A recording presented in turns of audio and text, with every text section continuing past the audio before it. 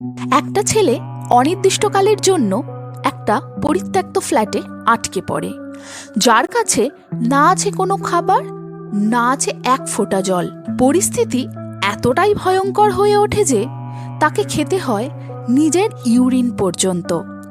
কিভাবে বাঁচবে সে, সেই নিয়েই আজকের এক দারুণ সার্ভাইভাল থ্রিলার। হ্যালো বন্ধুরা, দ্য ফিল্মি ফেস্ট চ্যানেলে তোমাদের সবাইকে অনেক অনেক ওয়েলকাম। এখানে চলছে 15 ডেজ 15 থ্রিলার ফেস্টিভ্যাল, যেখানে তোমরা দুর্দান্ত কিছু থ্রিলার মুভি উপভোগ করতে পারবে টানা 15 দিন ধরে। তাহলে আর দেরি কেন, ঝটপট এই চ্যানেলটাকে সাবস্ক্রাইব করে পাশের বেল আইকনটা প্রেস করে দাও, যাতে একটা থ্রিলার মুভিও তোমরা মিস না করো। তাহলে চলো আজ ডে 1-ই শুরু করা যাক দারুণ এক থ্রিলার মুভি রাজকুমার রাওয়ের ট্র্যাপ মুভিটার মাধ্যমে। মুভির শুরুতে সৌর্য নামে একটি ছেলেকে আমরা দেখতে পাই। এই সৌর্যের রোলটাই প্লে করেছে রাজকুমার রাও। সে একটা কল সেন্টারে কাজ করত। এই কল সেন্টারেই নুরি নামে আরও একটি মেয়ে কাজ করত। সৌর্য মনে মনে নুরিকে খুব পছন্দ করত, কিন্তু নুরিকে সামনাসামনি কোনোদিনও সে নিজের ভালো লাগার কথাগুলো বলে উঠতে পারত না।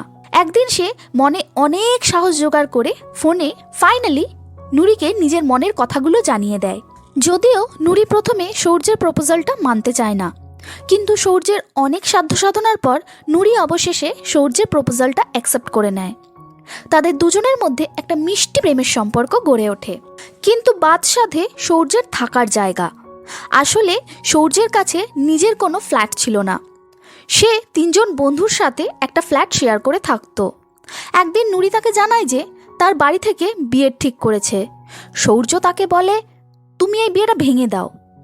শুনে নুরি বলে, দেখো সৌর্য, আমি তোমার সাথে গোটা জীবনটা এভাবে শেয়ারিং ফ্ল্যাটে থাকতে পারবো না।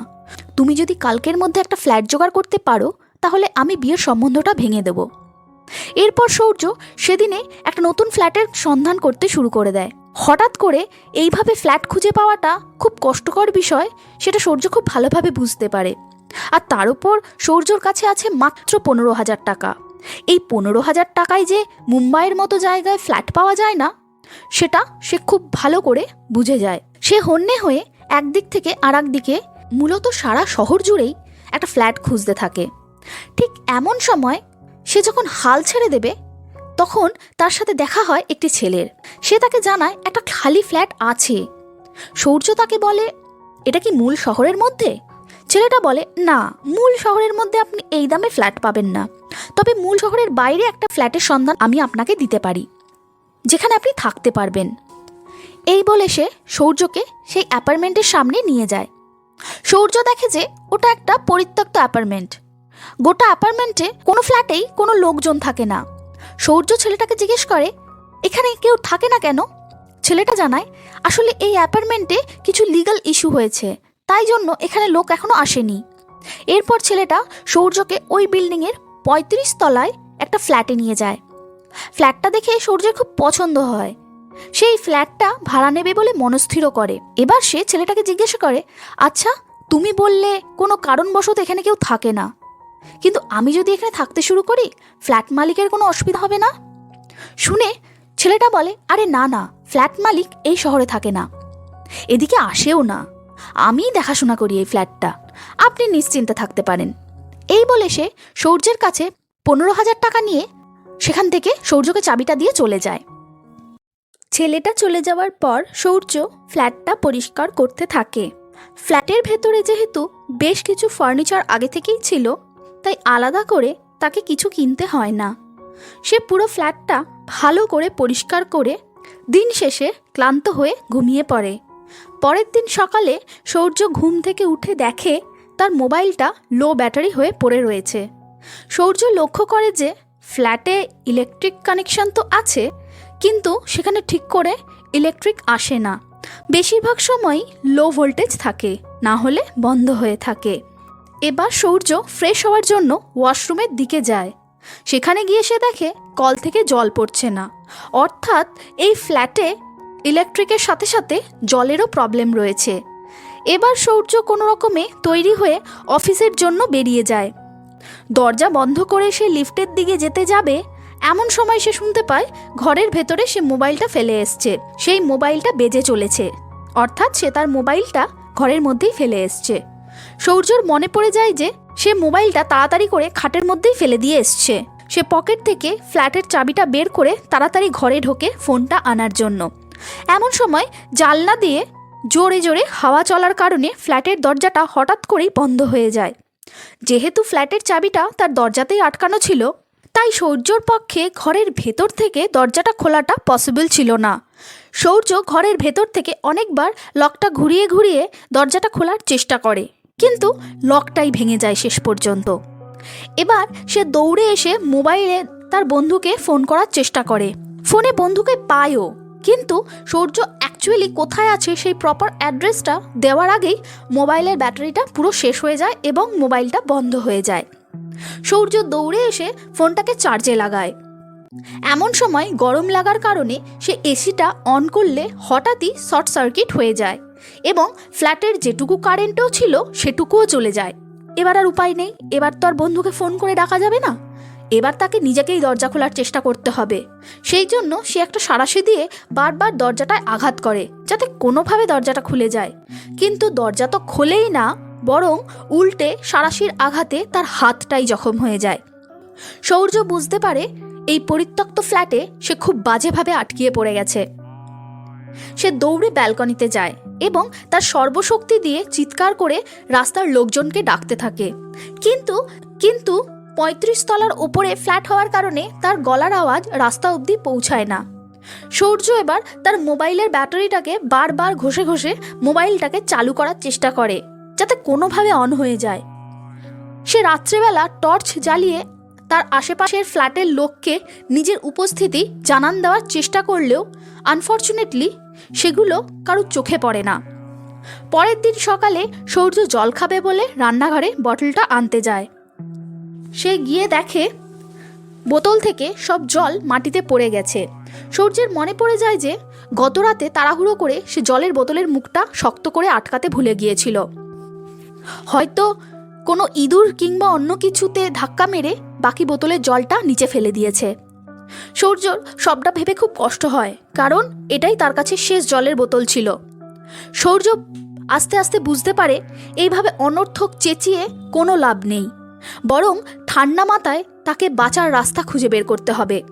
সে লোকের নজরে আসার জন্য সেই ফ্ল্যাটে যে টিভিটা ছিল সেই টিভিটাকে সেই ফ্ল্যাটের ব্যালকনি থেকে নিচে ফেলে দেয়, কিন্তু টিভিটা যেখানে পড়ে সেখানে দুর্ভাগ্যবশত কোনো লোকই থাকে না। একের পর এক চেষ্টা করতে করতে সূর্য ক্লান্ত হয়ে পড়ে, তার মনোবলও সে হারাতে থাকে।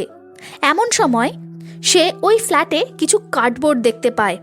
কার্ডবোর্ড দেখতে পেয়ে তার মনে হয় তার কাছে এখনো বাঁচার সুযোগ আছে। সে নতুন উদ্যমে কাজে লেগে পড়ে। সূর্য ওই কার্ডবোর্ডগুলোর ওপর টুথপেস্ট দিয়ে হেল্প মি লিখে তার অ্যাপার্টমেন্টের নাম এবং ৩৫ তলা লিখে ব্যালকনি দিয়ে রাস্তার দিকে ফেলার চেষ্টা করে। প্রথম কার্ডবোর্ডটা গিয়ে পড়ে একটা বাড়ির টালির চালে। দ্বিতীয় কার্ডবোর্ডটা এমন একটা বহুতলের ছাদে পড়ে যেই ছাদে কেউ কোনোদিনও ওঠেই না। এরপরেও কিন্তু সূর্য মনোবল হারায় না, কারণ তাকে বাঁচতেই হবে, তাকে এখান থেকে বেরোতেই হবে। তাই সে আবারও একটা কার্ডবোর্ড লিখতে শুরু করে, কিন্তু এবার তার সামনে এক নতুন সমস্যা এসে হাজির হয়। তার টুথপেস্টটাই শেষ হয়ে যায়। অগত্যা আর কি করে, বাধ্য হয়ে সূর্যকে রক্ত দিয়ে তার কার্ডবোর্ডটা লিখতে হয়। এইবার কার্ডবোর্ডটা গিয়ে পড়ে একটা বাড়ির ছাদে, যেই ছাদে লোকজনের যাতায়াত আছে। এবার শুধু অপেক্ষা করার পালা। সূর্য অধীর আগ্রহে অপেক্ষা করতে থাকে যাতে ওই কার্ডবোর্ডটা কেউ না কেউ দেখতে পেয়ে তাকে হেল্প করতে এগিয়ে আসে। সূর্য অপেক্ষা করতেই থাকে, কিন্তু ছাদে কেউ ওঠে না। একটা সময় দুপুর গড়িয়ে বিকেল হয়ে যায়। একটা মেয়ে ছাদে ওঠে। মেয়েটাকে দেখে সূর্য চিৎকার করতে থাকে যদি মেয়েটার নজরে পড়ে, কিন্তু মেয়েটা তার গলাই শুনতে পায় না। এমনকি কার্ডবোর্ডটাকে খেয়াল না করেই সে নিচে নেমে চলে যায়। সূর্যের এত পরিশ্রম বিফলে যেতে দেখে সে খুব ডিসঅ্যাপয়েন্ট হয়। সে এবার রান্নাঘরের দিকে যায়। টর্চের আলো জ্বালিয়ে সে হঠাৎ একটা বড় ইঁদুর দেখতে পায়। সূর্য ইঁদুর খুব ভয় পেত। সে তাড়াহুড়ো করে সেখান থেকে চলে যেতে গেলে দেয়ালে ভীষণ জোরে ধাক্কা খায় এবং অজ্ঞান হয়ে মাটিতে পড়ে যায়। তার জ্ঞান যখন ফেরে তখন পরের দিন সকাল হয়ে গেছে। সে দেখে রান্নাঘরের নল দিয়ে জল আসছে। তার ভীষণ জল তেষ্টা পেয়েছিল, কিন্তু রান্নাঘরে সেই ইঁদুরটা থাকার জন্য সে রান্নাঘরে যেতে ভয় পায়। কিছুক্ষণ পর সে দেখে যে কল থেকে জল পড়া বন্ধ হয়ে যাচ্ছে এবং একসময় পুরোটাই বন্ধ হয়ে যায়। সূর্য শুধু দাঁড়িয়ে দাঁড়িয়ে দেখতে থাকে অসহায়ের মতো, আর চোখ দিয়ে তার দপদর করে জল পড়তে থাকে।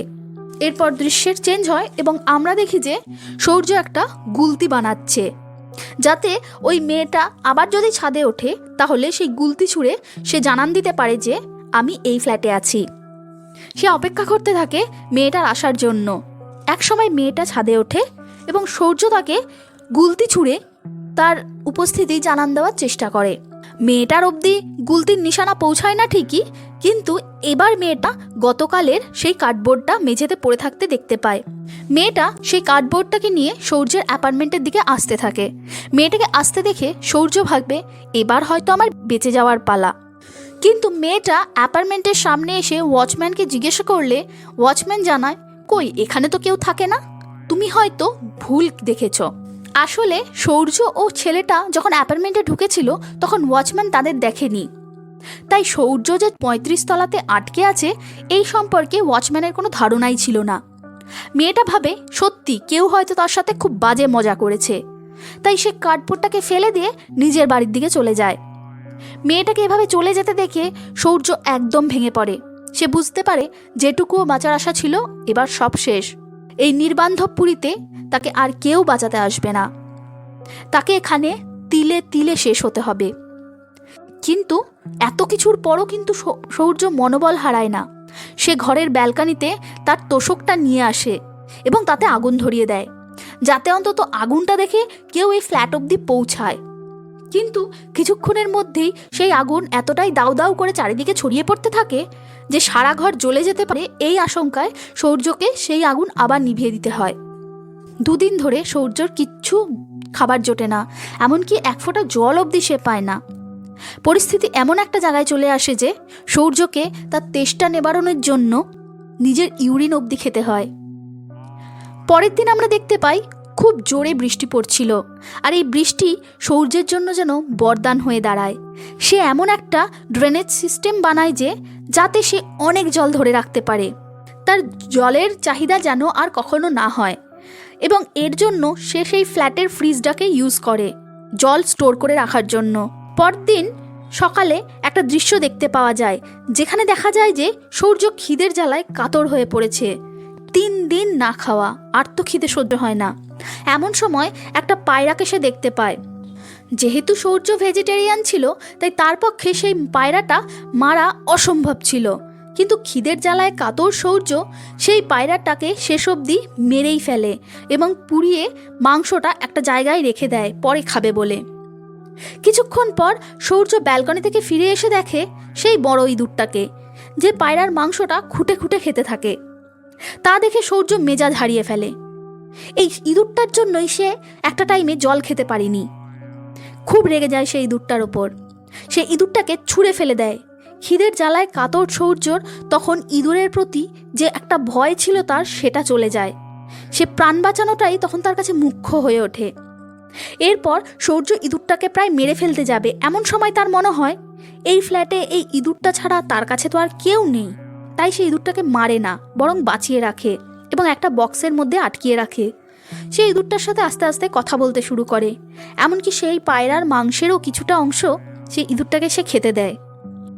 পরের দিন সূর্য সকালবেলায় ব্যালকনি থেকে একটা কাচের টুকরো দিয়ে দেখে যে ৩৫ তলা থেকে কয়েকটা তলা নিচে, অর্থাৎ ৩০ তলার ব্যালকনিতে কোনো জালি নেই। বড় বড় রড দিয়ে সেই ব্যালকনিটা আটকানো নয়, অর্থাৎ সূর্য যদি কোনো রকমে সেই ৩০ তলার ব্যালকনিতে পৌঁছে যেতে পারে তাহলে সে সেইখান থেকে দরজা দিয়ে বের হয়ে আসতে পারবে। কিন্তু তার জন্য তাকে ৩৫ তলা থেকে ৩০ তলায় যেতে হবে। কিন্তু তারও আগে যেটা দরকার সেটা হলো এই ৩৫ তলার রড কাটার, কারণ ৩৫ তলার ব্যালকনিটা পুরো রডের বড় বড় গ্রিল দিয়ে আটকানো ছিল। সে তার চারপাশটা ভালো করে দেখে নেয়, রড কাটার কোনো সরঞ্জামই তার কাছে চোখে পড়ে না। শুধু দেখতে পায় একটা ফ্যানের ব্লেড পড়ে রয়েছে। সে সেই ফ্যানের ব্লেডটা দিয়ে ক্রমাগত রডের ওপর চালাতে থাকে রডটা কাটার জন্য। কিন্তু ব্লেডে কি আর অত ধার থাকে নাকি যে রড কাটবে?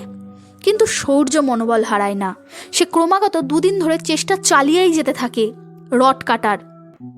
একটা সময় রডের অর্ধেকটা কেটে যায়। যেই রডের অর্ধেকটা কেটে যায়, সূর্য তার শরীরের সবটা বল দিয়ে লাথি মারে এবং বাকি রডের অর্ধেকটাও ভেঙে যায়। দিনের পর দিন না খাওয়ার ফলে এবার সূর্যের শরীর খারাপ হতে থাকে। সে সব শক্তি সঞ্চয় করে ওই রডগুলোকে ভেঙে ফেলে অবশেষে এবং খুব সাবধানে 30 তলায় নামতে থাকে। কিন্তু 30 তলার ব্যালকনিতে যখন নামতে যাবে তখন সে ধরার মতো আর কোনো রড পায় না, কারণ 30 তলা ব্যালকনিটা কোনো রড দিয়ে ঘেরা ছিল না। সূর্য এবার প্যান্টের বেল্টটা 31 তলার ব্যালকনির রডে ভালো করে বেঁধে তারপর সেটা ধরে খুব সাবধানে 30 তলায় নামে। তারপর সে সেখান থেকে দরজা খুলে অবশেষে অ্যাপার্টমেন্টের বাইরে বেরিয়ে আসতে সক্ষম হয়। নিজের ইচ্ছে শক্তি ও হাল না ছাড়া মনোভাব সূর্যকে শেষ অবধি এই ভীষণ জীবনযুদ্ধে জয়ী করে।